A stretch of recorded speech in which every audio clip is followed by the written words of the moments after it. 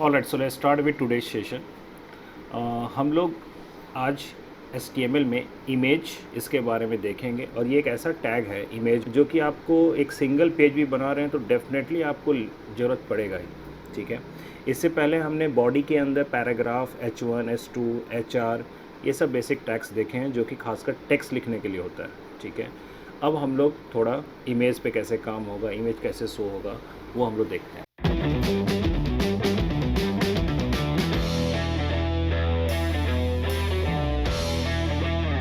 तो let's start with image tag. तो normally इसका जो टैग साइन होता है वो IMG से होता है। ठीक है, and this is singular tag, इसमें अलग से क्लोजिंग नहीं होता। अभी तक जो आप टैग्स देख रहे थे P था तो P का फिर क्लोजिंग होता था, बॉडी का क्लोजिंग होता था।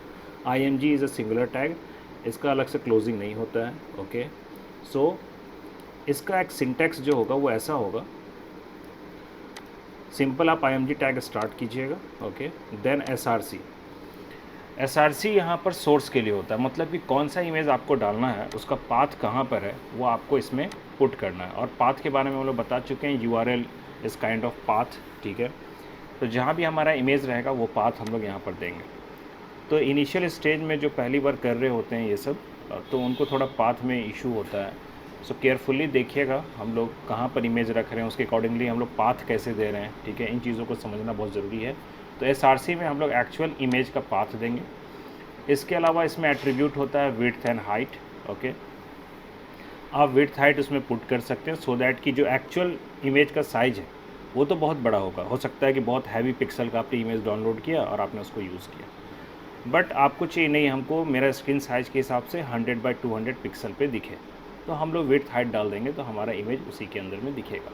ये एक तरीका है। इसके अलावा इसमें बॉर्डर भी हो सकता है। ठीक है, और बॉर्डर जो होता है, हमने थोड़ा बहुत CSS का जो लास्ट हेड में डिस्कशन किया था, आगे हम लोग और डिटेल में करेंगे। ठीक है, तो फिलहाल बॉर्डर अगर हम 1px कर देते हैं तो इसका मतलब है कि उस पर्टिकुलर इमेज के चारों साइड में एक थीन लाइन ड्रॉ हो जाएगा।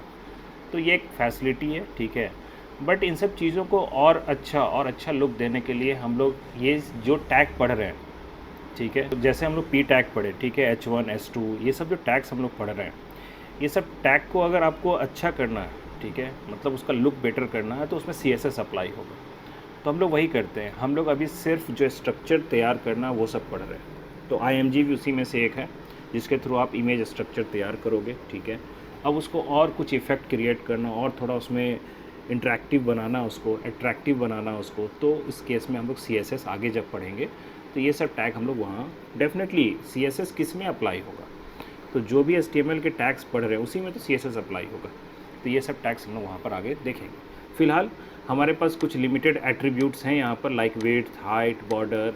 उसमें एक ALT भी है। ALT मतलब होता है अल्टरनेट सेंस होता है। ये तब काम करता है जब, वैसे तो इसका कोई ख़ास यूज़ नहीं है, आप इसको नहीं भी लिखोगे चलेगा। ओके, बट ये तब काम करता है जब आप पाथ दिए हो बट उसमें वो इमेज नहीं है, या आपने जो नाम दिया इमेज का वो गलत है, तो इसका मतलब इमेज नहीं मिला, नॉट फाउंड। तो उस केस में इसमें जो आप लिखे रहोगे मैसेज इमेज नॉट फाउंड करके, तो वो आपको दिखेगा वहाँ पर इमेज नॉट फाउंड। बट ये आज के डेट में उतना हम लोग यूज़ नहीं करते हैं। ठीक है, इसका ज़रूरत भी नहीं है, आप हटा भी सकते हो, और या फिर है तो आप ब्लैंक करके छोड़ दो, जो मैं अभी आपको करके दिखाऊंगा। एंड लास्ट में ये स्लैश करके ऐसे क्लोज कर देते हैं। इसका मतलब हो गया हमने इमेज टैग को ही ऐसे ही क्लोज कर दिया। ये सिंगल ही टैग है ना, अलग से /IMG करके नहीं लिखा हुआ। That's why we call it a singular tag. Okay, now तो इसका अगर हम लोग एग्जांपल करें छोटा सा एक, हम जैसे यहाँ पर किए हैं, सपोज़ हमारा कोई C ड्राइव में इमेज है, एक काइनेक्स नाम का फोल्डर है, उसमें हमने एक इमेज डाला हुआ है। ठीक है, सो इन दैट केस IMG के SRC में आप वो पाथ दे दो URL, उसके बाद विड्थ आप कुछ सेट कर दो, उसमें बॉर्डर आप मान लो 2 कर दिए, उसमें एक मैसेज आप लिख दिए, ठीक है, इमेज नॉट फाउंड ALT में।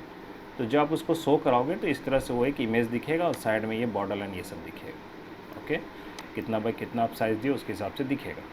अब इमेज नॉट फाउंड जो है वो नहीं दिखेगा, क्योंकि वो तब एक्टिव होता है जब यहाँ पर आपने सोर्स में कुछ गलत किया है, या आपने जो सोर्स डाला उसके हिसाब से वहाँ पर इमेज नहीं है। ठीक है, तब आता है, बट उसका प्रैक्टिकल उतना कोई खास इतना यूज़ हम लोग आज के डेट में नहीं करते हैं। ठीक है, फिर भी ये बहुत पुराना ऑप्शन है, अभी भी है, चल रहा है। तो अब हम लोग इमेज टैग को थोड़ा इम्प्लीमेंट करते हैं। ठीक है, हम लोग थोड़ा सा उसमें अप्लाई करते हैं, खुद से प्रैक्टिकल करके देखते हैं। तो लास्ट सेशन में हम लोग बेसिकली एक छोटा सा सैम्पल किए थे जिसमें हेड का हम लोगों ने डिस्कशन किया था। ओके, तो इन दैट केस हम इसी में और इमेज भी ऐड कर सकते हैं। जैसे जैसे नया नया टैग पढ़ेंगे हम लोग सब कुछ यहीं पर ऐड करते जाएंगे। ओके, तो चलिए हम लोग अपना ये सब स्टाइल तो एक्चुअली आगे हम लोग मेन यूज़ करने वाले हैं। तो मैं आज एक फ्रेश ही एक पेज बना लेता हूँ अलग से, separate page. Okay, so that कि थोड़ा उसका अलग असाइनमेंट रहे। तो उसमें हम लोग इमेज का डिस्कशन करेंगे कुछ।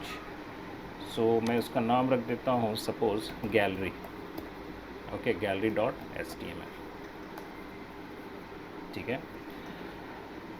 एंड इसमें we just put exclamation mark, तो VS कोड में ऑटोमेटिक आपका ये सब कुछ लिखा हुआ आ जाता है। हम लोग कुछ भी और एक्स्ट्रा हेड में ऐड नहीं करते हैं, डायरेक्ट बॉडी पे बात करते हैं, ठीक है। तो हम लोग लाइक सपोज़ कुछ इमेजेस पुट करना है, तो हम सिंपल यहाँ पर एक काम करते हैं। Let me put hair H1 में सपोज़ या H2 में। ओके,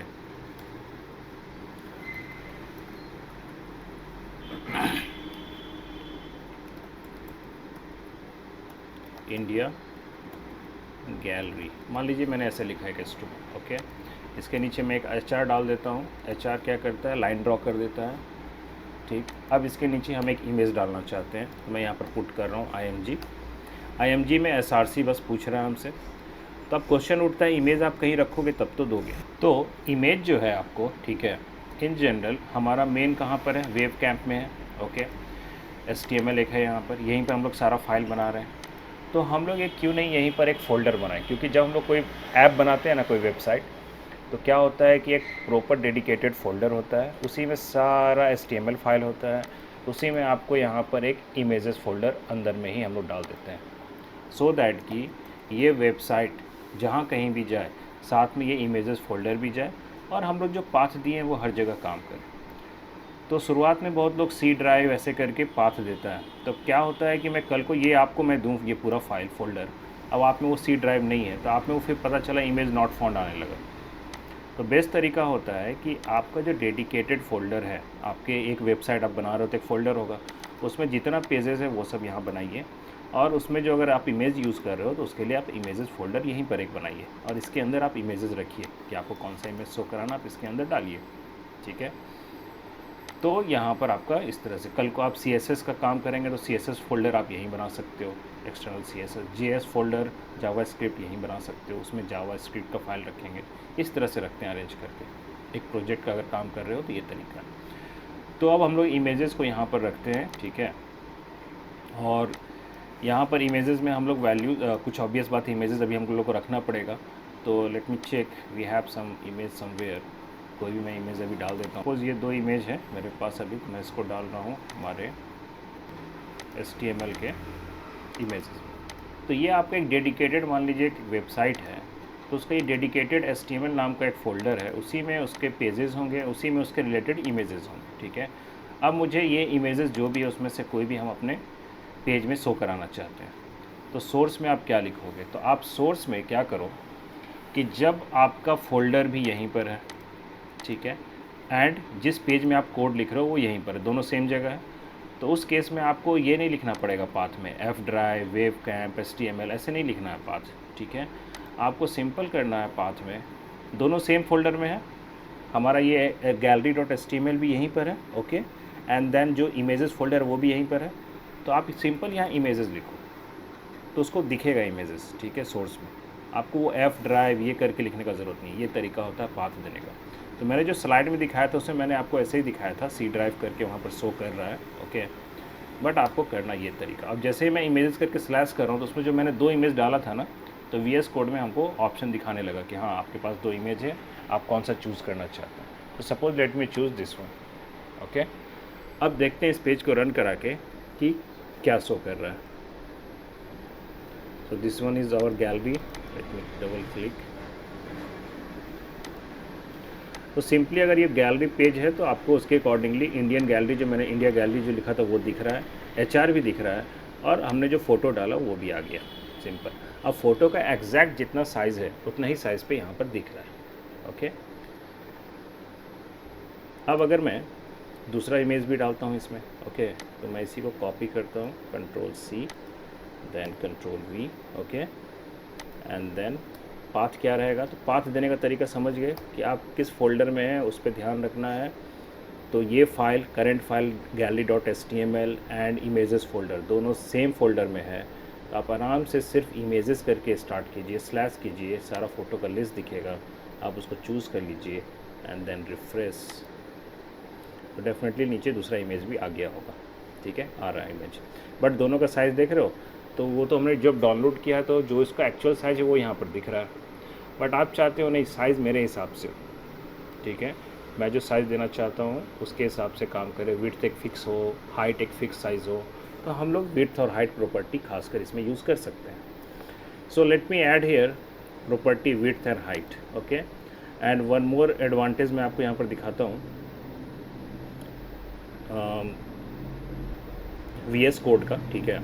अब मुझे दोनों में विड्थ हाइट सेम डालना है, मतलब सेम कंटेंट टाइप करना है, इसमें भी और इसमें भी, ठीक है।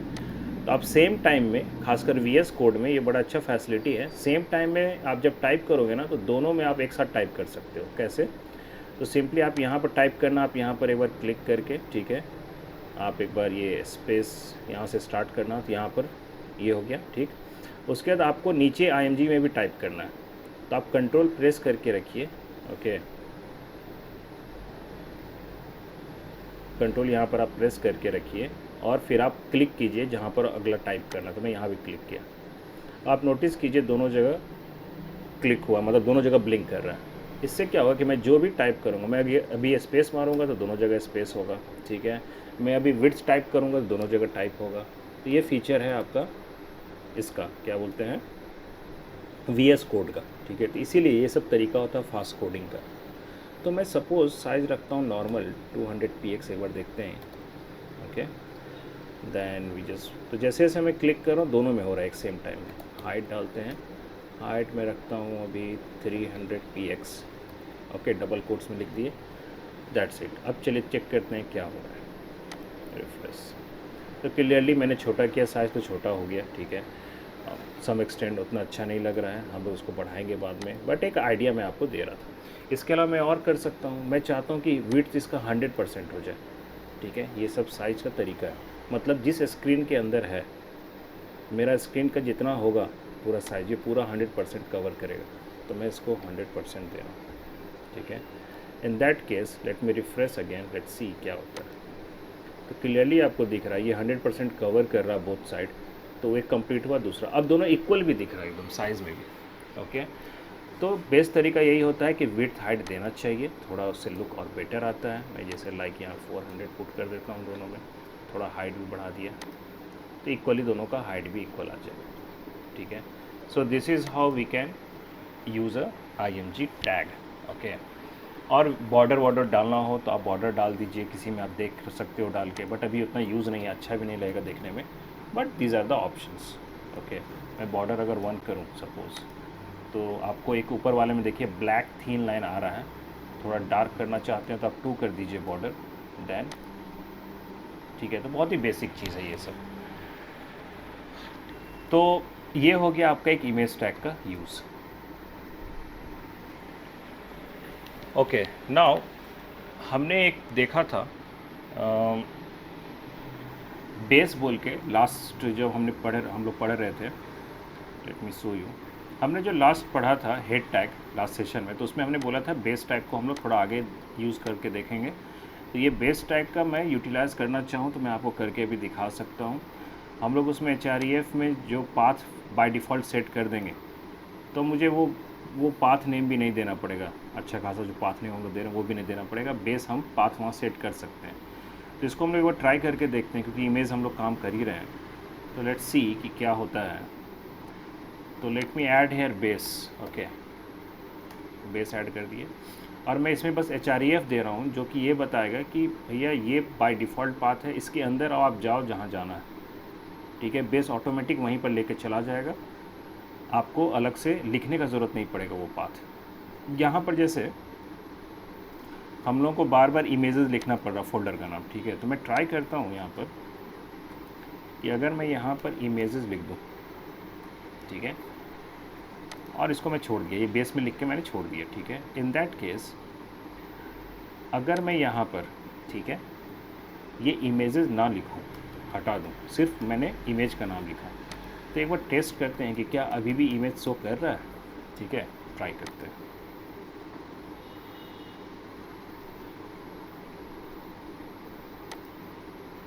स्टिल इमेज विजिबल है। ठीक है, अब आप सही में समझ पा रहे हो कि नहीं, मैं आपको दिखाता हूँ। अगर मैं ये बेस को हटा दूँ, ठीक है, मैं एक बार हटा के देखता हूँ। ये हो गया कमेंट साइन देना, मैंने बताया था इस तरह से कमेंट साइन होता है। एंड शॉर्टकट की होता है VS कोड में कंट्रोल करके स्लैश पुट करेंगे, मतलब क्लिक करेंगे तो ऑटोमेटिक जिस लाइन को आप चूज़ किए थे उसमें कमेंट साइन ऑटोमेटिक आ जाता है। तो ये अभी सामने नहीं दिखेगा ब्राउज़र को, हम लोग को दिख रहा है बट ब्राउज़र को अभी नहीं दिखेगा। मैंने अभी इसको स्किप किया, तब देखते हैं कि क्या ये इमेज पाथ ले रहा है। Let's see. आप देखिए यहाँ पर इमेज नहीं आ रहा है, इसका मतलब क्लियर है कि इमेज किसके अंदर था, इमेजेस फोल्डर के अंदर। तो मैंने तो पहले लिखा हुआ था बट मैंने तब उसको हटा दिया और बेस से भी मैंने हटा दिया, तो फिर इसको कैसे फाइंड होगा। तो इसका मतलब है हमारा बेस काम कर रहा है ना, क्योंकि हम जैसे इसको रख रहे हैं तो बाय डिफ़ॉल्ट ये इमेज को कहाँ सर्च कर रहा है, इमेजेस फोल्डर के अंदर। तो यही होता है बेस का काम, कि कोई ऐसा पाथ हो जो आप चाहते हैं कि बाय डिफ़ॉल्ट मेरा सेट रहे, ठीक है, और उसके थ्रू आप अंदर में जो करना, बस नॉर्मल पाथ लिखिए, आपको दोबारा यहाँ पर ये इमेजेस स्लैश करके लिखने का ज़रूरत नहीं पड़ेगा। तो इसका भी यूज़ उतना ज़्यादा नहीं है, ठीक है, बट फिर भी हेड टैग के अंदर ये था, तो that's why we mention this one. Okay, तो चलिए हम लोग रहने देते हैं इसको। ये कॉन्सेप्ट हो गया, इस तरह से बेस का आप यूज़ भी कर लिए। ऑलराइट, नाउ तो पाथ पे ध्यान रखना है। मैं अभी इस चाहूँगा कि बेस का आप कम ही यूज़ करो, ठीक है, क्योंकि इनिशियल स्टेज में ये ज़्यादातर आगे आपको देखने नहीं मिलेगा।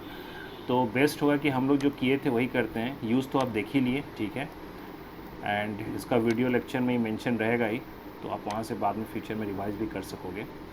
तो let me remove this base. Okay, तो नॉर्मल अभी रहने दे। तो मेन था यूज़ कराना, दिखा दिए। अब हम इसको रिफ्रेश करेंगे तो इमेज आएगा, that's it. Okay, now let's move to the another tag. तो ये था हमारा हेड टैग में जो बेस था, मैंने आपको बता दिया।